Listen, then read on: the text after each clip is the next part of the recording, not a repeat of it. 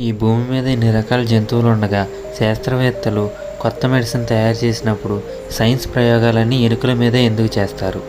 సాధారణంగా ఏదైనా కొత్త మెడిసిన్ కనిపెట్టినప్పుడు లేదా యాంటీబయాటిక్ కనిపెట్టినప్పుడు ముందు డైరెక్ట్గా మనుషుల మీద ప్రయోగించకుండా కుక్కలు, కోతులు, జంతువుల మీద ఉపయోగించి దాని తర్వాత అది సక్సెస్ అయినప్పుడు మాత్రమే మనుషుల మీద ప్రయోగిస్తారు.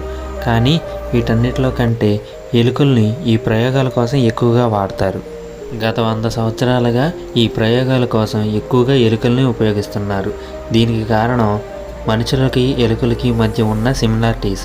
అంటే మనుషులకు ఉండే బాడీ పార్ట్స్ మరియు ఎలుకలకు ఉండే బాడీ పార్ట్స్ సిమిలర్గా ఉంటాయి.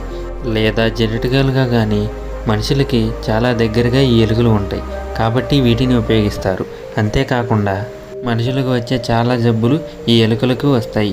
ఉదాహరణకి గుండె జబ్బులు, కిడ్నీ సమస్యలు, న్యూరల్ సిస్టమ్ సరిగ్గా పనిచేయకపోవడం, ఒబిసిటీ, షుగర్ ఇలాంటివి మనుషులతో సిమిలర్గా ఈ ఎలుకలకు వస్తాయి.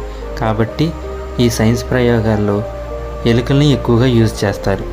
నచ్చితే లైక్ చేసి సబ్స్క్రైబ్ చేయండి. Thank you.